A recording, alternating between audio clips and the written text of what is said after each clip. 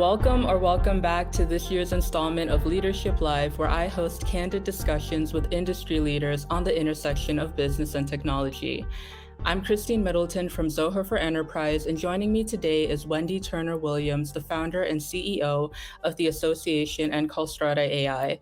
Wendy is a known author, AI and data thought leader, and speaker with over 20 plus years in AI, cloud services, data, and software.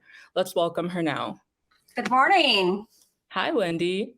How are you? For joining us today. I'm doing well. To get started, I'm sorry. Happy Tuesday. Right? Yes. We're off to a good week. Thank you for joining with us today. And to get started, I would love if you could tell us a little bit about your experience with our topic today. Yeah, I think you did a wonderful intro. So just to add maybe a little bit more flavor, as mentioned, I've been in the industry for 20 plus years, working at some of the most well-known brands in the world when it comes to data and AI, particularly with Microsoft, Salesforce, and Tableau as their chief data and AI officer. So I have a lot of experience when it comes to driving transformation all up, as well as in the data and the AI space. Absolutely. Thank you for sharing that. Of course, yes, you are a very seasoned industry leader when it comes to the topic of AI. And today we're going to be talking about trusted AI, which I personally am not familiar with, but I do know that it is a hot topic. It is part and parcel with AI, given that a lot of information is being processed. So how do we go about striking a balance between, innovation, ethical consideration? How does that happen? How does that come about? Yeah, I think that's one of the, the most interesting things about AI, at least from my perspective, when you think about, software enabling people and the new capabilities that we're going to get with AI as a tool really comes down to, how do we know that we can trust what AI is actually, doing from an automation perspective, or the generative aspects, or there's lots of different flavors of AI besides just generative AI. But how do we actually ensure that, we have the proper privacy, or we've got the right, regulation controls, or frankly, that we even have the right quality of data. I think that, we're all hearing in the news things like AI hallucinations, or, copyright issues, or, privacy or bias. And so to me, that all rolls into this whole trust umbrella when you think about compliance, quality, bias, etc. And really, cracking that nut, I think, is really what's going to be a differentiator in the market. Who can do it with trust to bring their customers along, the regulators along, and your personal information along, as well as actually driving innovation within their companies. Absolutely. I mean, it is a very valid concern when you're considering AI, and there's so many options in the market. So which is going to be the best for your company and what you need? So another question that I have is, what steps can be taken to promote accountability when AI systems make decisions that impact individuals or communities? Yeah, I think that there's several things that can really be used to drive accountability. One is just making sure you're balancing that innovation with ethics, right? So back to community. Ethics is not a topic we've really talked about, deeply in tech going, in the past. I think that, of course, there's always been ethics in regards to, fiduciary types of components, or privacy. But now we're talking about ethics that could actually, impact society or your community all up. So number one, I think that companies need to understand what ethics means to them, and what their business is, what their data use cases are, and how that data can be used from an ethical perspective. So using frameworks, industry frameworks that, like the EU's ethics guidelines, or the IEE's ethically aligned by design, or ISOLAMAR's AI principles, can help you define what that looks like. I think the other thing that's really important is making sure that you have stakeholders who are involved, right? So making sure you've got your executives, your board, maybe even ethicists or community voices. Like, one of the things I think is really innovative in a way to drive engagement is actually by creating a customer ethics board.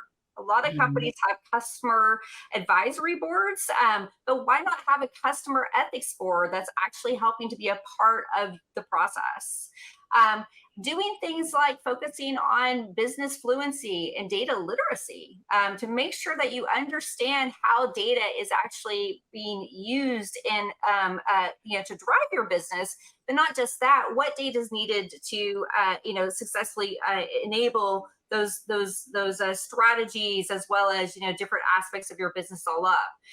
The more you know about your business, the more you understand about the data, the more you understand about AI and what can happen from an ethics perspective. Other things I think that are important is related to board upskilling. Okay. Mm. I'll be honest, AI is a very unique risk landscape. And the board members are basically they're stewards for your company. You're used to focusing on your company health or employee health. You're probably thinking about community, and maybe community is local to you, based on what your business is. But when AI comes to the forefront, we're talking about societal impact. Can someone do something malicious with the data that we have, or can it be misused? And that actually requires a whole different kind of upskilling and risk landscape mindset for your board members. So really making sure that, again, your board is knowledgeable, that you've got the right ethics policy in place, responsible use in place for your company, and making sure you have the right accountability models, even outside to your customers, having them engaged. Absolutely. I mean, given that AI is also ever evolving, you want to make sure that you're on top of it. And I think having an ethics board could really help with that because you know exactly what aligns with your company and then therefore ensuring what processes can be used. So I want to move to our final question, which is how do you navigate the complexities of AI global regulations and what strategies do you employ to mitigate the trust risk? Yeah, so I think that the good news on this part is that there's so many frameworks that exist that companies can use to extend, right? Trust is trust, risk is risk. And so, people need to kind of piggyback on top of what they already have as far as their internal risk teams, audit teams, their cyber teams, their compliance teams, their data teams. But I think the reality is right now is that we have technology that is moving at a faster pace than the actual regulators are, right? So Mhm. you need to really focus on, again, establishing what is your ethical posture, what is your responsible use. You need to understand that there will be regulations. We're already seeing them all over. In fact, I read just last week, there's already 100 plus AI regulations that are on the books being written. Okay. Okay. Now the question is, what will they say, right? What do you Mm. need to do from a regulation perspective? So I think the reality is that, look at your existing frameworks, understand that when it comes to AI, you're going to have to get deeper into the actual use cases of the data. We're going to get deeper into the actual privacy kind of undertones of the data. For example, a scenario like, hey, humans have the right to configure whether their data goes into an AI ML diagnostic model or not. Okay, configure that Right. yes or no. You opt in, you opt out. Then on top of those workflows, like now that I've configured my data to go into an ML diagnostic, I actually would like to have those types of diagnostics sent to me by a bot or communicated by a bot or through a human. That level of configurations is coming from a privacy perspective, from a use case perspective.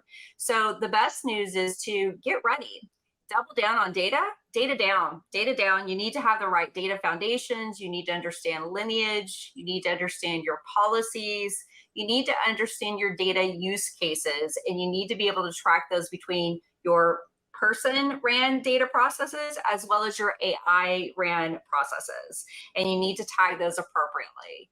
You also need to harmonize between standards, right? So, making sure that when you're working on standards like that support NIST or that support things like SOX or whatever those would be, that you basically can harmonize between those so that there's clear implementable guidelines for your actual development teams.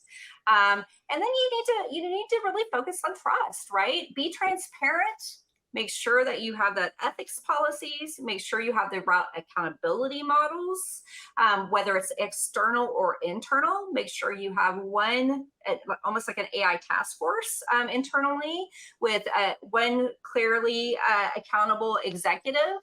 And you need to make sure that you're paying attention to what's happening around the regulations. On this front, for me in particular, I'm spending a lot of time on regulations, mostly because I think that there's currently a gap or a vacuum between the high level regulations that come out that are frankly often disparate and conflicting, especially if you think about like in the United States. We have a US executive order on AI, but then we have states. We have New York and California and Washington and everyone else. And if you think about most mid-sized to large scale companies, your data is crossing state boundaries. Okay. Nonetheless, do you have customers that fall under other regulatory, aspects around other parts of the globe? So making sure that we understand what that complexity is, what we need to do. There's a vacuum between the regulators, the big tech actual companies, and then the people on the ground who are implementing AI. And for me in particular, I'm focusing on that triage because I think there's a way to give clearer, more specific implementation requirements that meet regulatory standards that are, consistent across the board, than trying to actually handle regulation by regulation. So, but again, it's an evolving landscape. It's going to be very, very interesting to watch. Be proactive, be transparent, be ready, and data down. Absolutely. I mean, I'm sure that it's definitely going to be like a learning curve given that it's a very new landscape and there's a lot that can be learned from it. I also personally feel like the data and compliance teams need to be on top of what the game is, in terms of AI and how to go about implementing that in companies and kind of just being very transparent from the top all the way leveling down, so that not just the employees, but, customers as well are very aware there's transparency. I think that would be the best way to kind of go about when it comes to trust and AI. Um, that's just personally what I feel. But thank you Yeah. so much, Wendy, for sharing your insight on this topic. I definitely feel like I've learned a lot. Like, I know when we were discussing this topic earlier, I was like, oh my goodness, what is this? What is trust AI? So I had no clue. So, I'm sure that this was very insightful for our audience as well. We would love to open the floor up now for any questions. If anybody has anything that they would like to ask Wendy, please feel free to drop it in the message chat and we'll pull it up and be more than happy to answer all of your questions.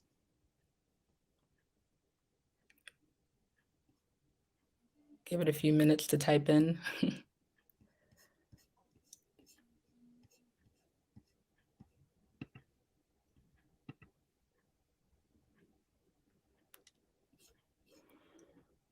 All right. Well, while we wait for those to trickle in, are there any other tips or things to look out for, Wendy? Well, I think I'd be watching the EU if I was everyone. I think the EU really tends to kind of lead when it comes to policy.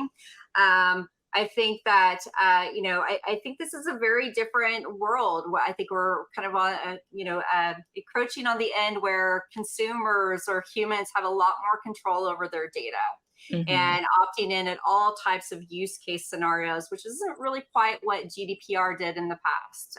It Yeah. more gave you the ability to control certain types of information about you, but it's not all use cases of that information around you, or configuring it into different types of applications and outcomes. I think that when it comes to ethics, ethics is going to be really interesting how that plays out from a policy perspective, because ethics is it's not a mathematical equation, it's a Mm, philosophy, right? So right. how do you determine what's ethical for one company versus another? Or there may be very different ideas on that based on location or the type of company or the customer base. And so it's going to be really interesting to see how that kind of lands out and navigates from a regulatory perspective. But I think if you think about scenarios like bias, which a lot of people have talked about, ethics is this big umbrella of a lot of different things, right? Right. But bias is one of the key areas that people talk about with ethics. Bias is often related to data quality issues. So, an example would be the United Healthcare issue with bias in regards to African Americans.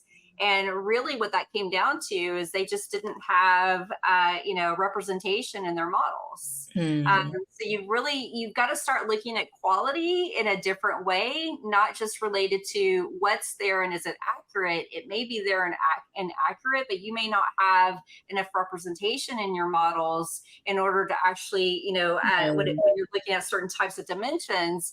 So I think that when you're getting into things like synthetic data, there's a lot of ways to navigate bias related to just synthetic data, and kind of plugging in what you don't have. But anyway, like you mentioned, it comes down to the compliance teams, the data teams, the cyber teams. Back to why I'm focusing on, there's a gap between the regulators and the tech companies when it comes to implementing AI, and that's the people like me who work Right. in the fields, who literally have our hands on the keyboards, who are putting in, like literally putting in the policies or the data quality monitors, or giving the access, or producing the models. Yeah. um, we're the first line. We're the ones that are on on the first line to ensuring a quality, ethical AI future.